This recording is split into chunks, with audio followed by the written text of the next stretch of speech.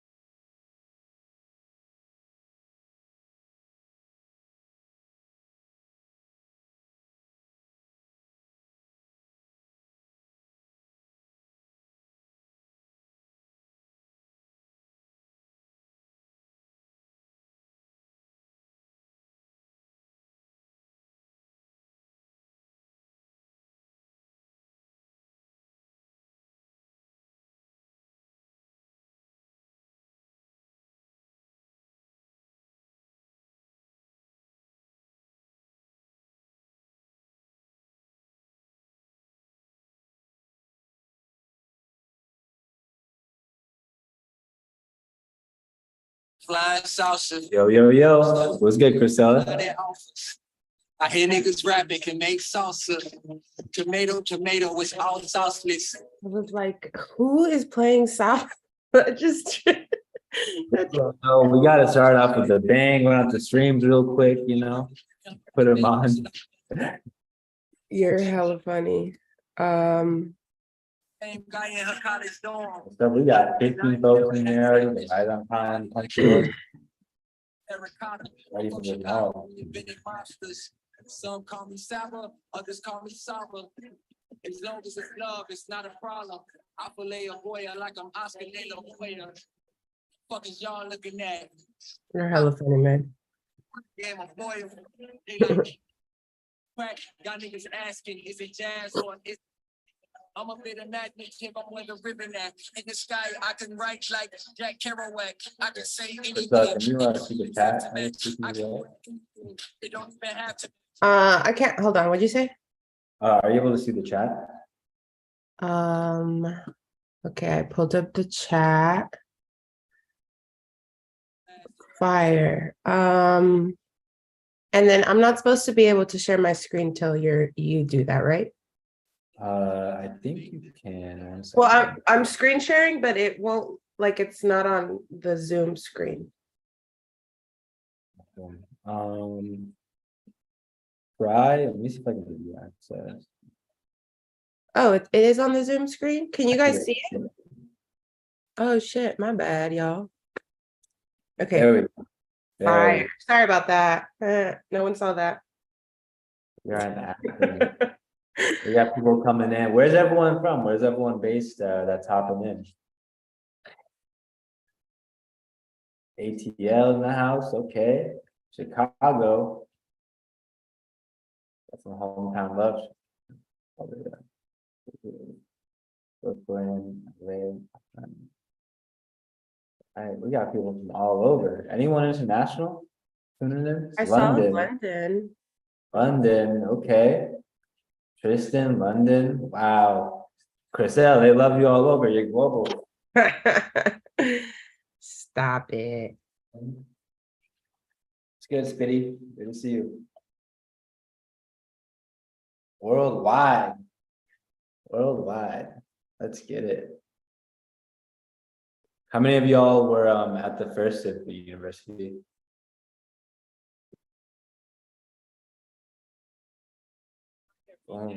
First time. 30 folks.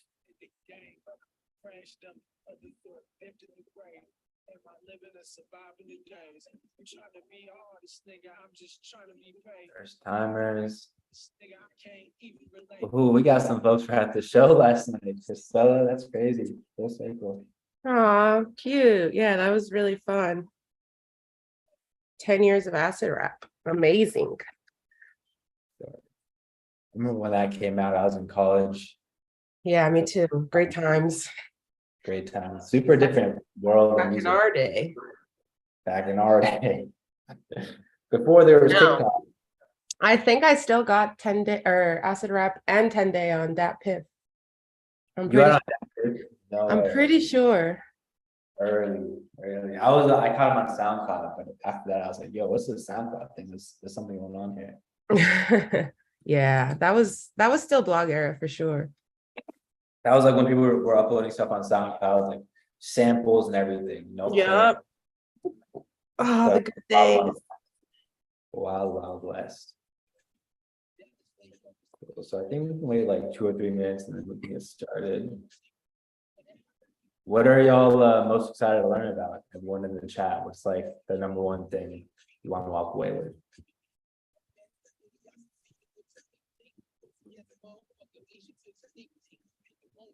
Boom.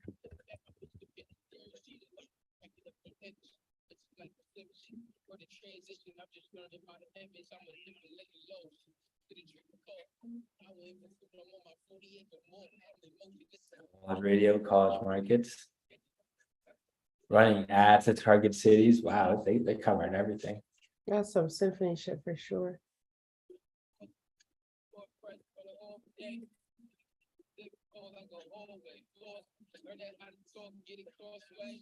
Etiquette, sick of working with professionalism. That's a big one.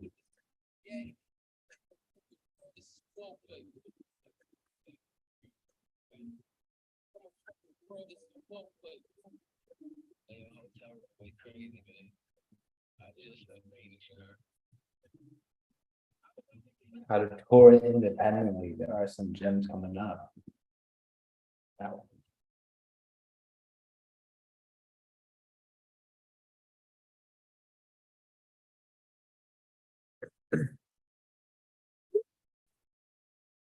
You're about to educate a lot of people, Chriselle. Look at all these folks ready to learn. Capacity and price point does a short tour become as least of an expense? Ooh, very specific questions. We're gonna do some very basic level math today. Hi, Jazz. Everyone's streaming Mindy's new project. Everyone's getting ready. I'm gonna start slowing down the music. How you feeling, Chriselle? You ready to dive in? Yeah, am I on camera? I've been over here. No, I'm not, right? I don't see the camera. Okay, cool. Wait, am I supposed to be? I'm sorry. If you want to be, that'd be great. No, I'm down. I just didn't know how to do it because I'm screen sharing. Oh, at the bottom. Does it say stop video or at like the top? Oh, okay. So it says unable to start video because the host has stopped it. So this is a you problem, Meg. I'm just kidding. Let me see. Wait, okay, let me try this, right? I'm gonna make you a host and see if that lets you do everything.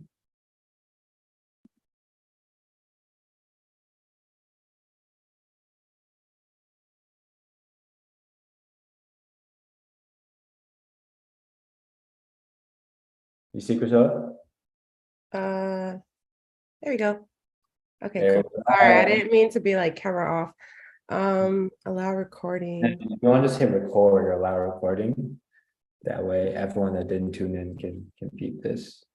I did. Do you see that on your end? We try. Okay, boom. This webinar is now being recorded. Boom. All right, we are in action. All right, let's should we dive in? Is it time? It's time.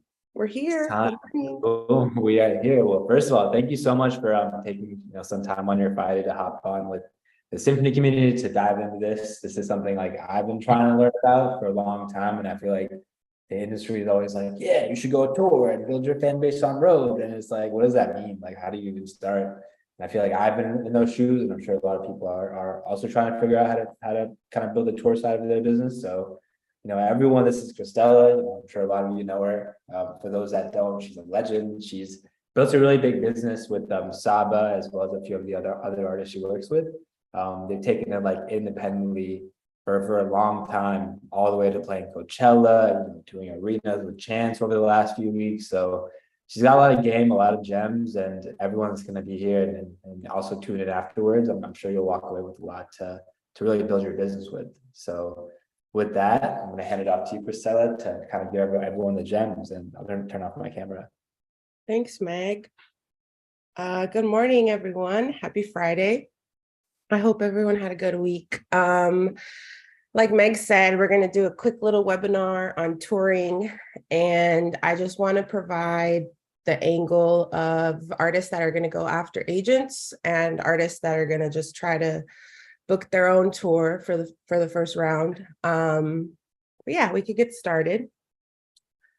Okay, so this is just a little intro. Meg kind of covered everything, but I've been managing Saba and Pivot Gang for almost 9 years. And before I was doing that, I was working at the Catalyst Club in Santa Cruz as a booking assistant. So I'm really grateful that while I was starting to learn about management, I was also very into the show and live production world. I think it was really, really valuable to learn both sides of the business. There's multiple sides of the business, of course, but I think this was just really helpful in knowing what to expect when you're at venues, to be kind to people that work at venues. That's very important as well. And to just be prepared, have your information in order, and have good communication with the people that you're working with. I don't do too many webinars, but I think it's really important to make sure that we are sharing information with each other and everyone has access to it. And also, I just want to give the Symphony team their flowers. I think that everything they've been doing in building this website is exactly that. They want to make all the things that to me used to be really intimidating, like ads and marketing. They make it really easy to digest and work through with big budgets and small budgets, which is great. Okay, so we're gonna go ahead and get started. We're gonna go over a couple different things. So we're gonna start with routing, which is gonna be your basic, where are you going, which cities are you going to, and how are you getting there? We're gonna talk about outreach. Again, this will do outreach both directly to booking agents and outreach directly to venues, depending on which route you decide to take. We'll do a little bit of deal breakdowns, which is where the math is going to come in. Someone in the chat said they loved math, so I'm happy for you. We could talk about marketing, how to use outlets like Symphony to make sure that people have access to your ticket links to your shows. And then I'm just going to end it with a little bit of kind of hidden gems that aren't really large topics. And we could do some questions as well. So routing your first tour. When we start on the left side, we have this industry term called major markets, which are your big cities, your college cities. You have your LA, New York, Atlanta. Those are pretty typical when you're doing kind of like a major market tour, as well as the Bay. But there's a series of other ones. And a really important thing to keep in mind is college markets as well. But when you're routing, you just have to like literally get on Google Maps and make sure that these things make sense. If you are in Atlanta, Georgia on September 22nd, unless you're flying and unless you have the budget to fly, you cannot be in LA in 2 days.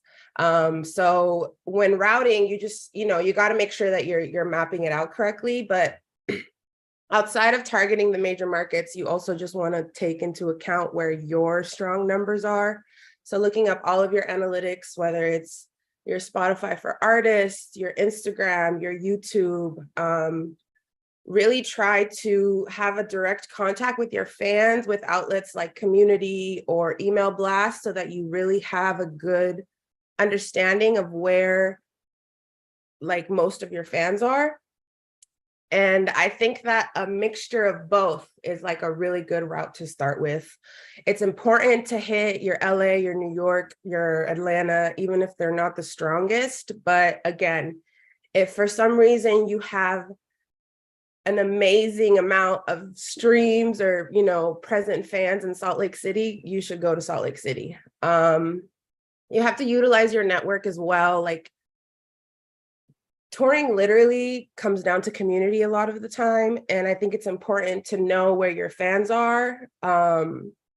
Those early fans that come to like these first shows are more than likely going to stick around and literally become points of contact for you in these cities.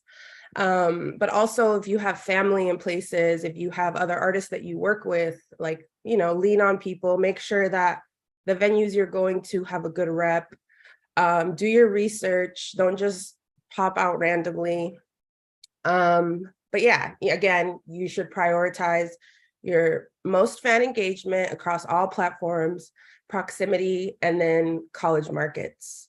Keep in mind, college markets include summer break, spring break, and then you should also be aware of like the midterm and final schedules as well. That really plays a big part in how many people are going to be showing up to your show. Is there any questions on routing? I don't think so. We could go to the next slide. So with outreach and booking, again, this is the booking agent route. So I kind of just wanted to provide a little bit of context. Timeout. I'm sorry, I skipped a really big part of the last slide. I want to do just a quick overview on budgeting, which really has a lot to do with your routing. So these are the things that you should be prepared to budget for. Obviously, your hotels and your Airbnbs, wherever you're going to be sleeping at night. Again, lean on community, family, friends, or just peers in these areas. Your flights or your transportation vehicle, you don't need to immediately be in a Sprinter. If it's safe for you and it makes sense for your team, a van, a large SUV, all of these things can work. You are able to get creative with it for whatever makes sense for your, you know, the upfront money that you have to go on tour.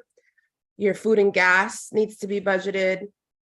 Whoever's on your crew, obviously their pay, making sure that they're able to be on tour with you or at least have enough to like sustain themselves, obviously. And then one thing to flag, like you don't immediately have to start with these, but eventually you should be giving your crew a daily cash per diem, which again could just cover food or, you know, anything that they need. So you should be running all of these numbers when you're trying to go into these cities. It's important to kind of just know what you're getting into, especially when you're starting, because a lot of the time, if you're set up the agency way, it's going to be like wired money as opposed to getting cash or a check every night. So just keeping in mind and being prepared and knowing like how much money you're going to have at literally every step. Meg has a really good question. Is there a general time of year when people book the most shows? I would say the spring and like the early fall are very popular touring times. And you guys can see it too when you follow like your favorite artists. If you think about spring, it's like towards the end of the school year. So kids are kind of ready to party. It's a good time. And then fall, everyone's back in school.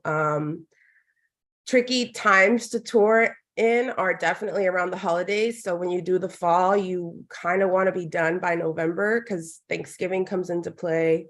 Christmas is very difficult. Christmas and all the like year-end holidays. So I would definitely say spring and fall.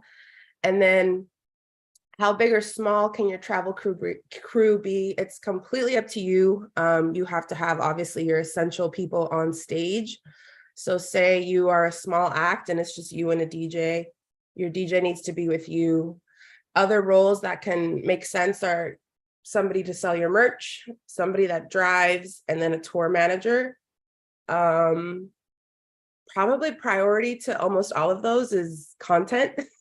So photographer, or if one of those other people is taking photos of you, definitely for your first one, it's a good idea to have people that are able to wear two hats. So your tour manager can also sell your merch. Your tour manager might be able to drive if it's a sustainable drive. Yeah. And then how far in advance do you book these tours? That's a really good question too. You should be at the very least like a quarter out. One, venues get booked very quickly, so you have to be proactive about it. And two, you want to make sure you give yourself enough time to promote your show. I think around 2 months is really healthy to try to make sure your show is selling out and you have multiple rounds of being able to have a good flyer, have a release, or anything that can tie back to it.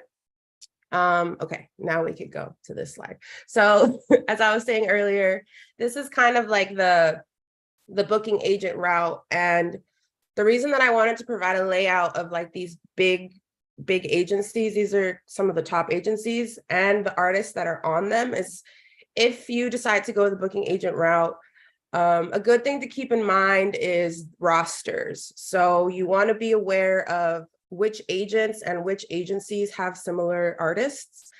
It's not make or break at all, but it can really work in your benefit when it comes to festival slots or even touring with other people. So if you are looking for an opening slot and you're similar to a Snow Allegra, your agent can help you get in if you don't already have a contact with management.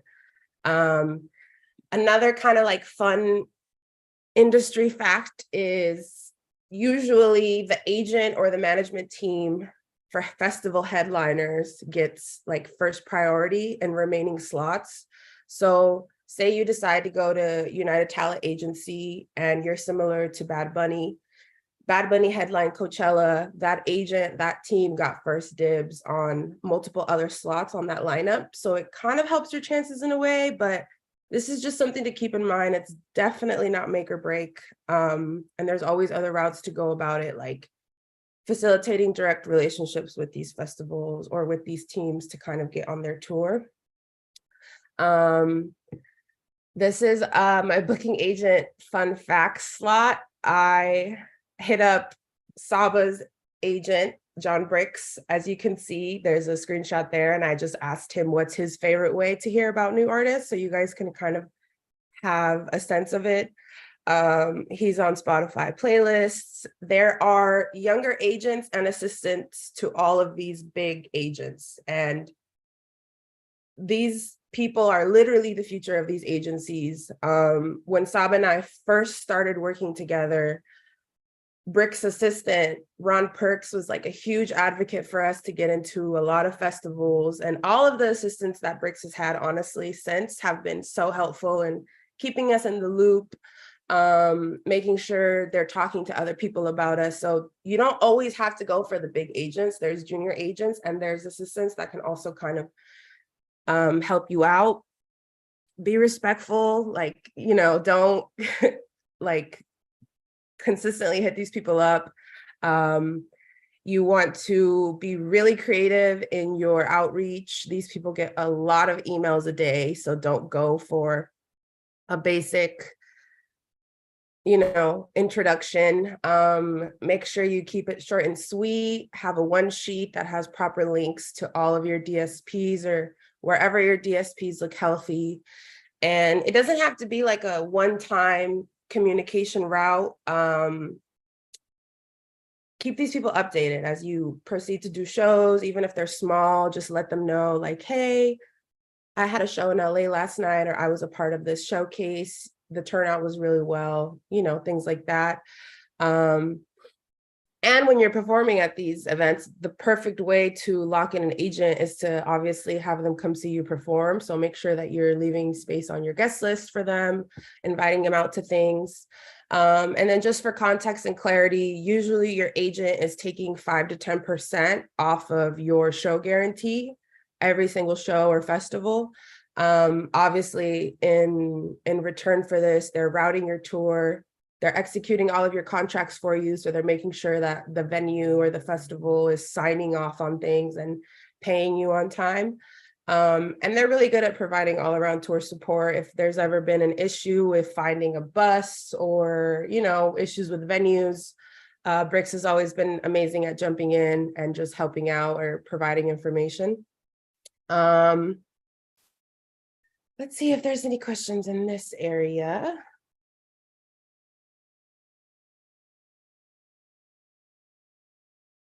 Awkward silence as I'm reading these, sorry.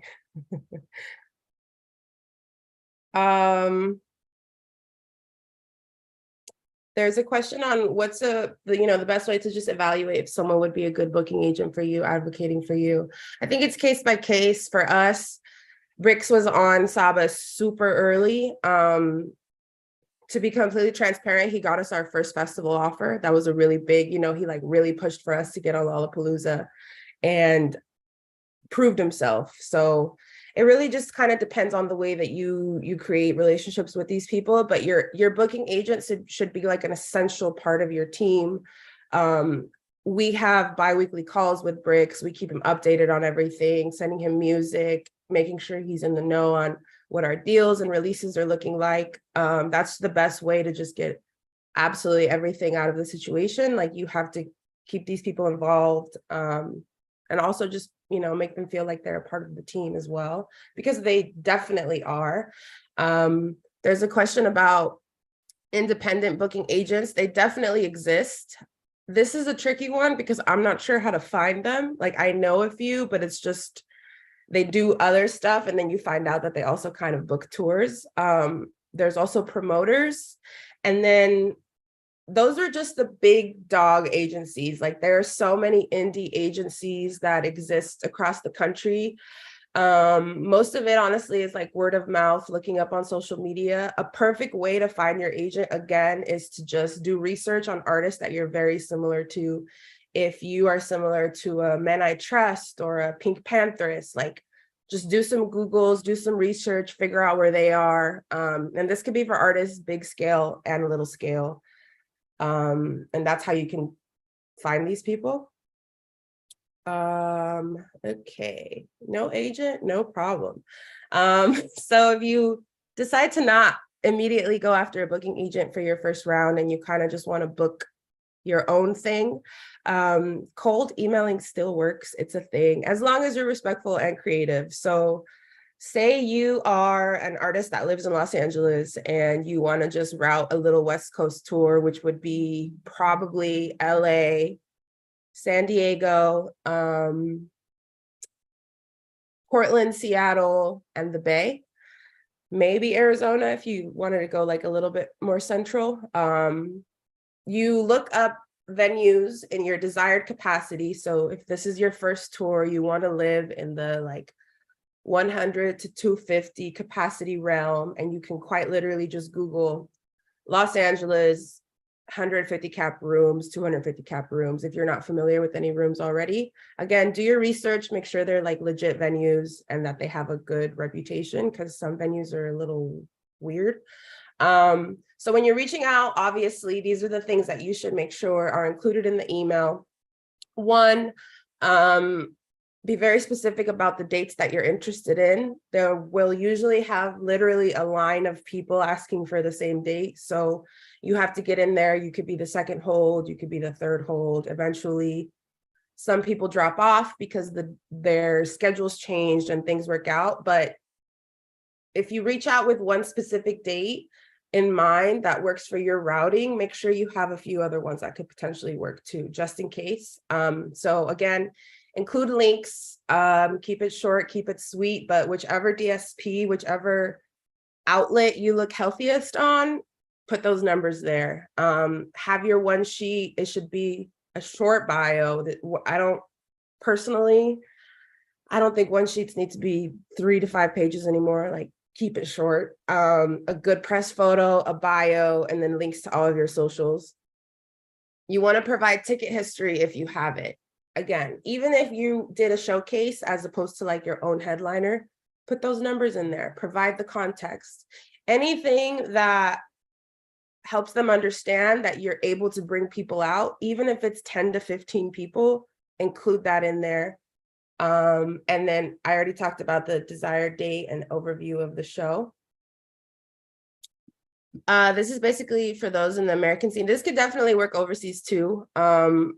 It's the same kind of layout, honestly. There's your independent venues, there's your promoters, and this is still a good way to reach out for all of these people. You route the same in Europe as well. However, in Europe, flights are so much cheaper. I'm assuming because they're shorter, but the difference between touring in America and touring in Europe is in Europe, it's probably most cost efficient to do fly dates. And here, it's probably most cost efficient to drive.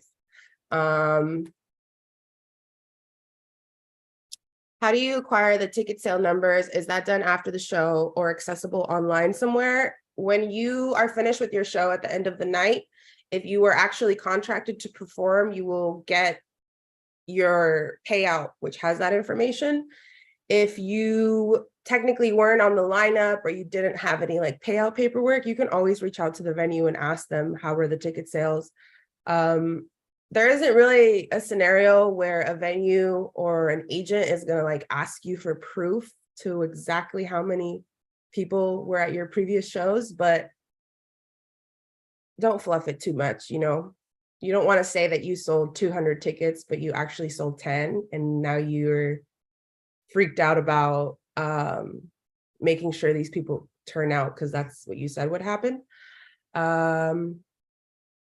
When booking Saba's first tour, which venue capacities did y'all target and why? So our very first headlining tour with Saba as the headliner was the Bucket List Tour. For this one, we were doing under 350 cap. It did pretty well. We sold out most of the markets, but Saba had been touring prior to that for a very long time, opening for other people and just joining on other people's tours. He toured with Prob Cause, Kirk Knight, Mick Jenkins, No Name. Saba did a tour, which was legendary. He toured with Jazz Cartier overseas. But yeah, that's kind of the capacity we were going for.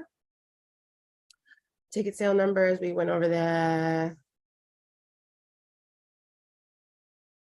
regional areas, some regional markets, do you recommend flyers? So you're driving in the hotel, would you say drive back to the major city? This is a good question, Jackie. They asked, when you're booked in regional areas outside of major city markets, do you recommend flying to said major city or driving in? And then for the hotel, would you stay in the area or drive back to a major city? Personally, for the first one, I think driving is a really good route. And then in terms of where to stay, it doesn't really matter. Honestly, look up safety and wherever the most cost efficient sleepable hotel or accommodation is. On the first tour, sometimes the cheapest hotel was like 45 minutes away. We would just make that drive. It is what it is. You know, we were tired. We didn't want to have to drive after the show, but it was the most cost efficient thing to do. There were some nights where we would just like drive straight from city to city because it's what made sense, but make sure you're being safe and that your driver got sleep along the way. Obviously, like someone traded off or they got to sleep during the show. There was a second part of this question, I think. But yeah, again, it just depends on the most cost efficient and the safest thing to do. That definitely was a good question. These are really good questions. I feel like I'm just forgetting stuff. For safety, hotel over Airbnb. I usually, again, do research on the places, whether it's the ratings on the hotel or the comments on the Airbnb that you're looking at. But in the past, I usually go for what looks safest and cost the least amount of money. Oh, this is a really good question too. The East Coast equivalent of the West Coast tour I just ran through, Boston, New York, DMV, Atlanta, Miami. Those are really good. Miami, I think it should depend on the genre. Other markets in Miami in Florida are Orlando. Orlando has a really big college campus. In addition to these cities, you should definitely think about Philly. And there's probably a couple more, but they are on the major markets slide, and this is going to go online. So we could check it out. How do you go about booking opener gigs for other people's tours? Is it usually artist to artist communication, or does the booking agency do more of the work? It'll be both. Your chances will always be higher if you cultivate direct relationships with management and artist teams, but your booking agent should definitely be working on that relationship as well. And we'll talk about it a little bit at the end, but prior to going out on your first tour, you should have a good sense of all of the venues where you live or closest to where you live. All of the venues where you live or closest to where you live. Say that you are an artist similar to Absol, and Absol is touring through Chicago where you live. If you don't have a direct way to reach out to Absol's team, you can always reach out to the venue and ask if they're looking for opener slots. It's not for every tour. Some tours as packages, but for artists that kind of go out on their own and fill them with local acts, make sure you're in the know about that. Like, just do your research, follow artists that are similar to you, and then shoot your shot with the venue, similar to the outline that we provided earlier, like providing your links, providing how many tickets you're able to sell in the city. That's a really good way to go about it. And I think it's important. A lot of venues still look for opener slots, and a lot of artists don't go out as packages and still look for opener slots. So, keep this in mind. How far in advance do you think we should be doing this? As soon as the show goes up. If Absol announces a show in Chicago at the House of Blues and it's being promoted, immediately email the House of Blues with all of the context I provided and see if it's a possibility. Sometimes it is. All right, math time. So you reached out to all these venues, you got your dates, and now you have to formulate what the actual deal structure is going to look like. So the most important things to keep in mind here are your capacity of the venues. So how many tickets are able to be sold, and your ticket price. The higher your ticket price is, the higher your walkout money can be, but you don't always want an expensive ticket because sometimes people just won't buy that shit. A healthy ticket range for your first run should be around 15 to 20. It used to be less, but inflation, obviously, crazy times we're in. 15 to 20 is a really good amount. So say that you, let me get my calculator, literally. You reached out to a venue that has the capacity of 250 people. You take 250 and you multiply it by 15. That gives you a potential of $3,750. Sometimes with your ticket prices, there's also a difference in your advance sale and your day of show sale. So tickets up until your show date can be $15, and then they could go up to $20 on the actual day of show. That'll change your math a little bit, but this doesn't mean that you get to walk home with $3,750. It all depends on what your deal looks like. So we could go through them and then talk about what could be most favorable depending on the situation, but the one that you'll see the most is a versus deal. So your contract will literally say $1,000 versus 80% GBOR, which means gross box office receipts. Keep in mind that for all of these places, they're going to have their list of expenses, which immediately come off the top. That money was never there. It doesn't exist. Erase it from your brain.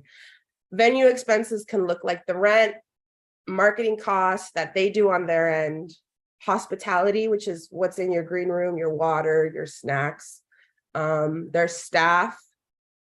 And it should all be laid out in your contracts for transparency. So we could go back to the versus deal. In your guarantee slot, it'll say $1,000 versus 80% GBOR. So this means that you will walk away with whichever one is higher. So you'll either get $1,000 flat, or 80% GBOR means you will get 80% of the money after you covered all of the expenses. So if the expenses were $3,000, everyone breaks even, you get 80% after that.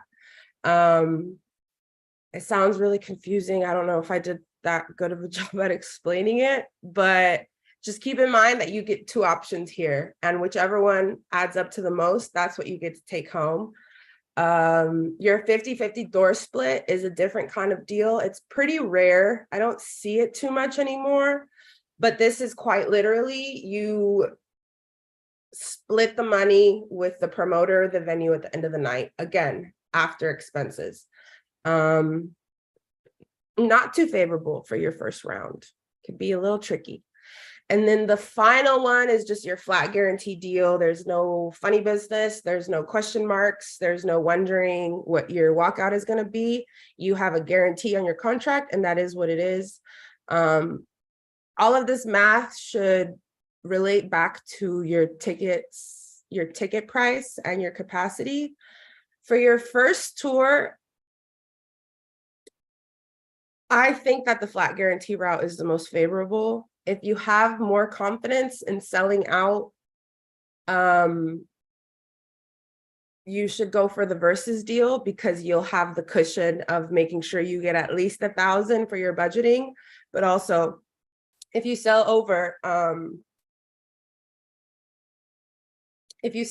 then you'll get more money, if that makes sense. This was a lot of information. I hate math. It's too early to be doing math, so I'm going to check out the questions. Meet and greets sold separately. Okay, so outside of your ticket counts, you can also do meet and greets. That's a good question. Honestly, after COVID, we kind of stopped doing them. Not all artists did, which is obviously up to everybody. Completely fine.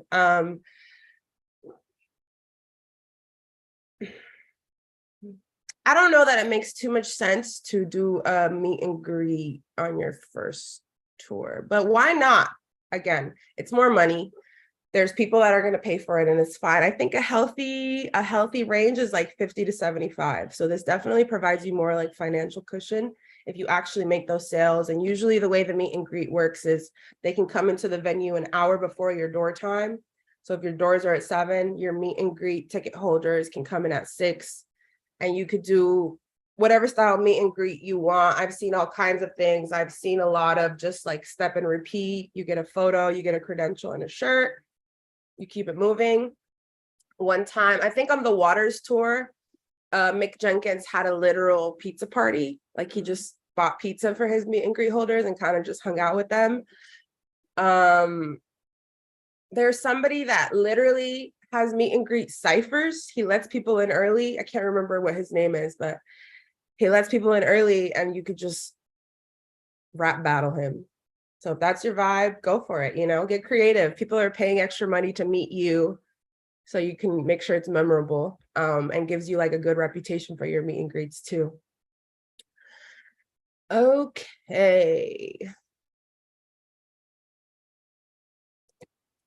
We're going to get into marketing a little bit. So these are just 2 examples of flyers that we have done in the past. You have your specific show flyer on the left, which we were only at the Metro in Chicago for this. And then on the right, you have your full tour sheet with all of the dates, all of the venues.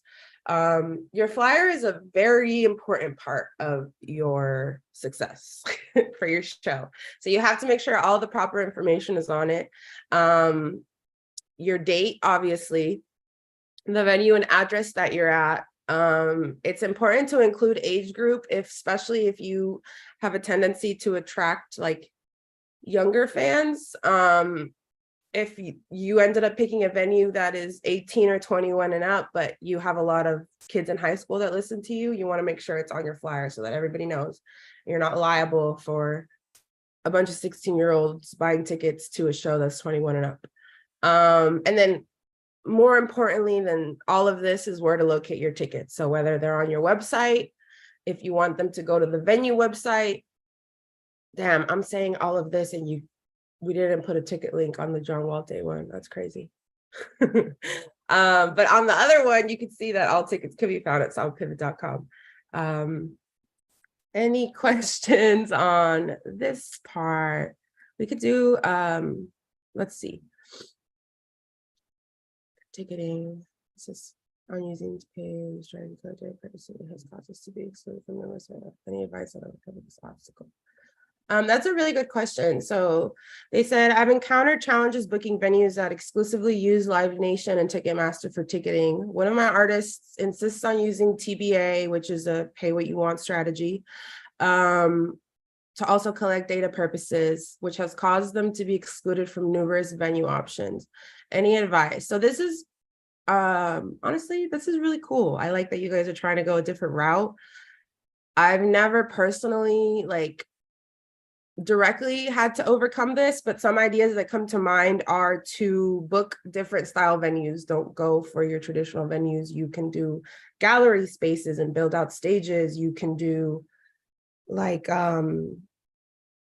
depending on your capacity, like cool bookshops that also turn into venues. Get creative with where you're going to. A lot of these places will allow you to use your own kind of ticketing format if you're doing like a full venue rental as opposed to a partnership with whatever venue you're at. And then for data purposes, you can actually, after you're done doing shows, you can still hit up your promoter, whether it was Live Nation or anybody else, to get you the spreadsheet of all the email purchases. Some people do it, not all of them do. Some could be a little weird, but you can even advance this beforehand too. Like when you're booking the show, hey, I really believe in our email blast and we need this information. And sometimes they'll fuck with you.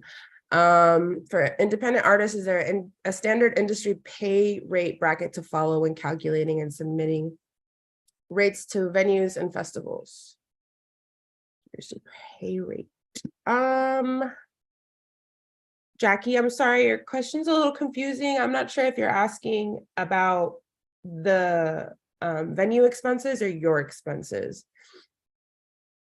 Advantages, disadvantages to doing all ages shows. Yes, I think you should take into account your music style. Like if, kids need to be at your show, honestly. And then the other thing is, in some cities like Chicago, for example, the all ages curfew is early. It's 10 p.m. So you have to be done by 10 p.m. So that means you're starting way earlier than normal. Your doors are around 5 or 6. You got to be on stage by 7:38. So keeping that in mind. Oh my God, you booked a show at a plant shop. You see, that's super cool. I love that. Get creative.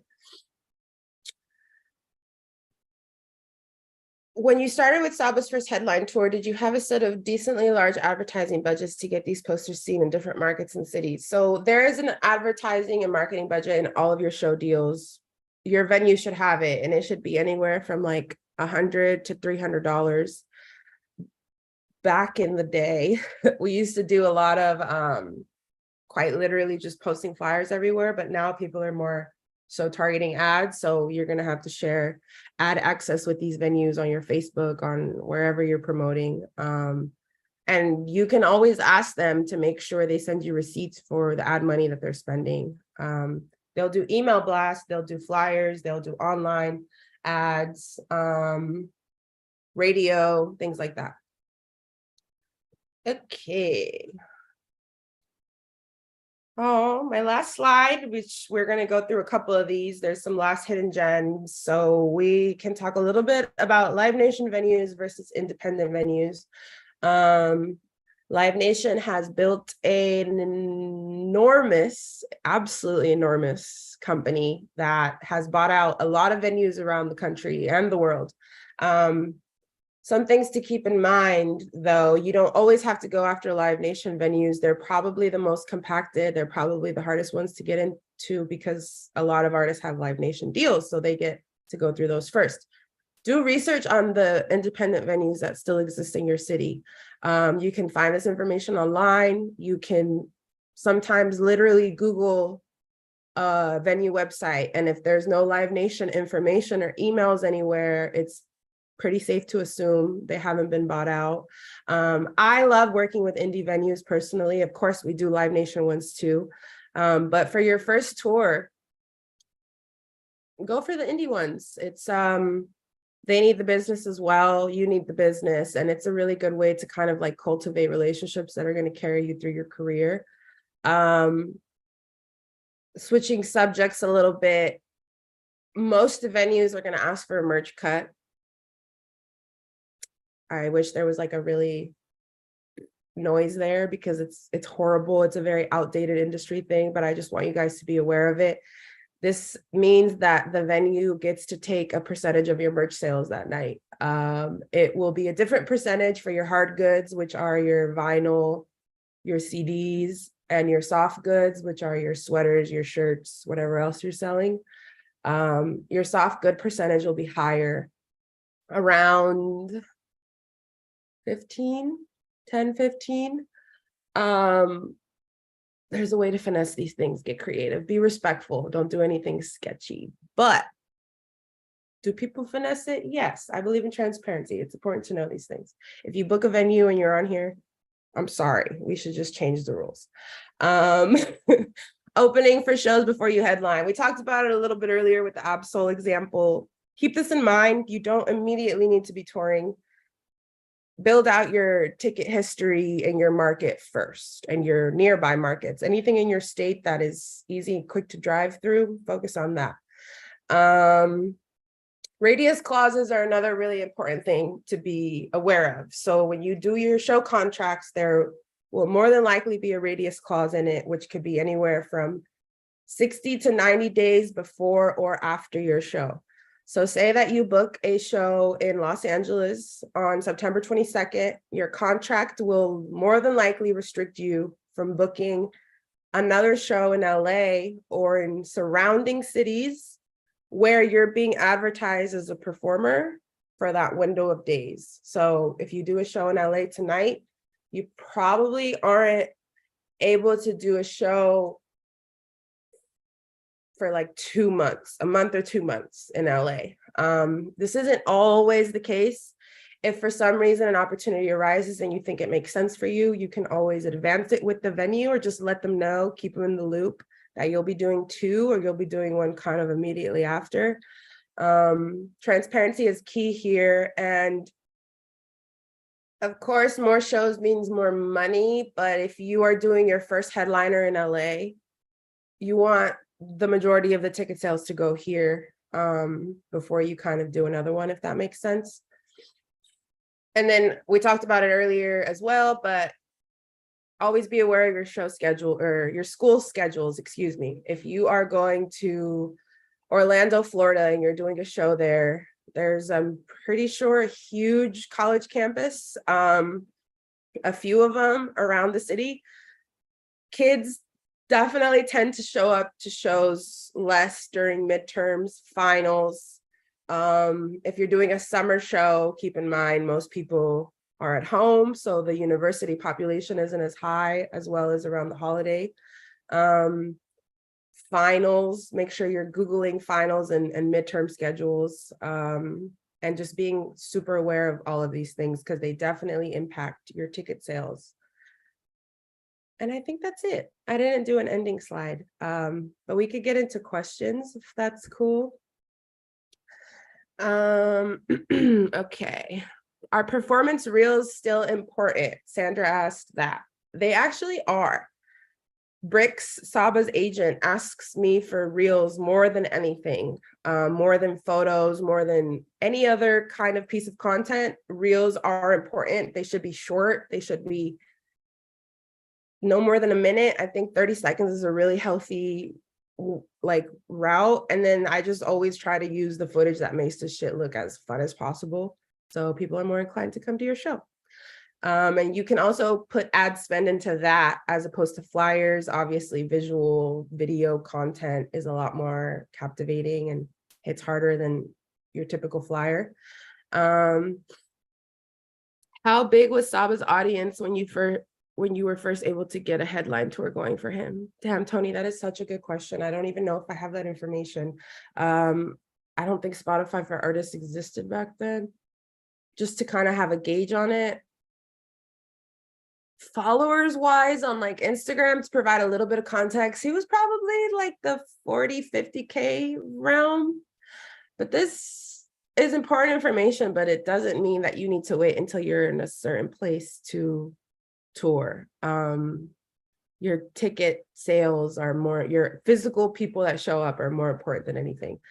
How often do you come back to a city to do a show? That is a great question. Usually we tie it to album cycles. So whether it's an album release or we did a few loosies in a year and it makes sense to go out again.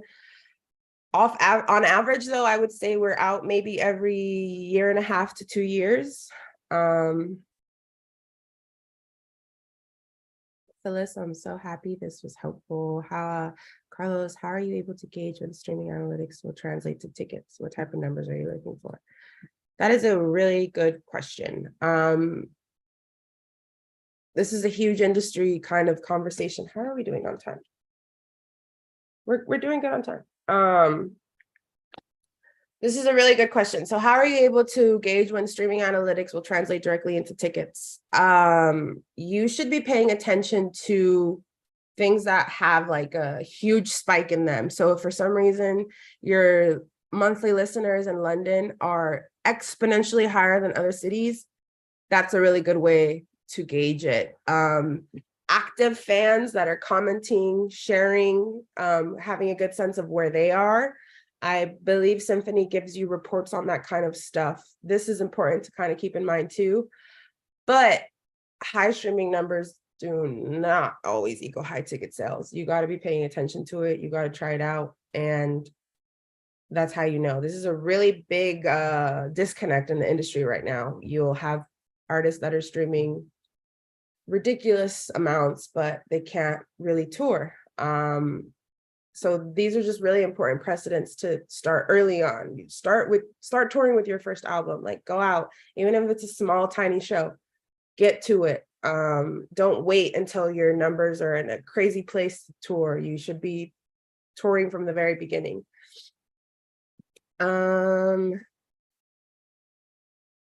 Are you including your performance reel in the pitches you're sending out to agents or venues? Yes, you should be including your performance reel. Absolutely. That's a really good tool to use. I love that. Early on, where did Saba's tour funding come from? Did you all pay out of pocket or had it outside support? This is a really good question, Bryce. My God, you guys. Touring is important, it's fun, but it is what you are going to spend the most money on. We have been genuinely independent this entire time. Any money that Saba has made, he has just put directly back into our business. The very first tour, the bucket list tour, we were really fucking stressed. The expenses were really high. I literally had no money to like book our hotels in advance. And out of thin fucking air, we got an endorsement deal that came through for, I believe, Foot Locker. It was like a very small campaign for transparency, because I believe in transparency. We got 10 racks. And I quite literally got that check like a week before we went on the road. We put every single penny of that money into our hotels. Into paying people, into our gas, into our transportation. And we also did a very specific song deal with Empire at the time where we didn't give up any ownership or anything like that, but we essentially gave them a song. They gave us a couple bands to recoup, but again, that money helped us. Anything you get, you put it back in. How do you guys go about collecting emails for email marketing purposes? How did we? We used to have like a little email blast sign up on his website that was really useful. It used to be very popular back in the day. And honestly, I think that's the route we're headed towards. It's definitely coming back. So make sure that you have an email blast ready to go at any time. You can also pull all of your data from Symphony. Shout out to Symphony. How do you negotiate origination fees for photos, videos at the venues? So some venues are going to try to charge you to shoot video. Finesse, finesse, finesse, finesse, finesse. Say you're taking photos. Don't say you're shooting a video. And then Getting sound from the board, you shouldn't be getting charged for that. That is a red flag. You should be able to pull all your sound from front of house. Okay. Meg and crew, if you guys see any good questions that I am missing, let me know. Was I acting as Saba's personal manager and tour manager? I was doing both. I just stopped tour managing. I started managing Saba in 2015, and I stopped tour managing in 2019. We could afford a tour manager in 2019, which is very exciting. Shout out to Rosalinda Ruiz. She makes my life incredible. She's an amazing tour manager. That was a way for us to cut costs. We couldn't afford a tour manager, so I just did it. Thank you, Tony, for providing the bucket list dates. That is so cute. This is dope. This is super dope. Yay. I feel like I'm about to become a tour manager off this. Yeah, there's just so much information, but I hope this was really helpful. And I appreciate cold emails. If you guys have questions, like I will probably email you back, honestly. You can find my email on the internet. I will more than likely not hit you back on social media, to be completely transparent. I really want to help. I really want to give information, but I'm not doing that on my social media. My social media is very unserious. Priscilla, do you think you can give Charlia panelist access? Because I think she has one little announcement as well. Yes. How do I do that? On the right where it says attendees. Attendees. Participants, attendees. Type her name. Brooks, right? Yes, exactly. Promote to panelist. Yeah.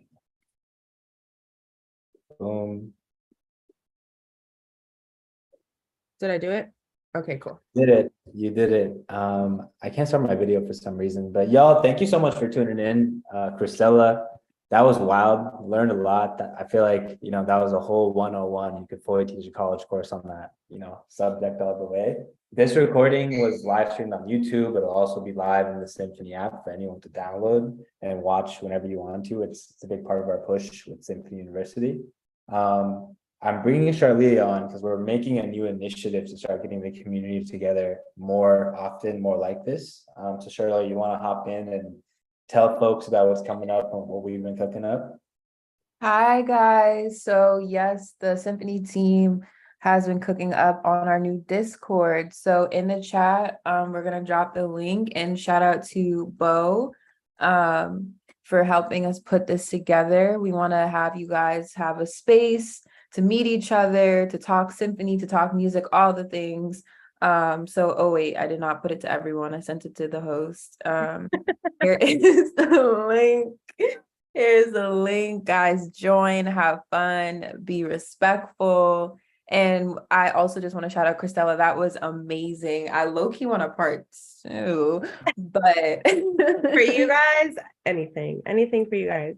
Yeah, you bodied it. So yeah, guys, join the Discord. That's all I got. Meg, back to you. And I know we gotta go. Yeah, I'd say y'all, thank you so much again, Christella. Always gems. Y'all know where this happened with her. And yeah, stay tuned for the next one. We always got a lot more cooking up. So appreciate y'all. Have a great week.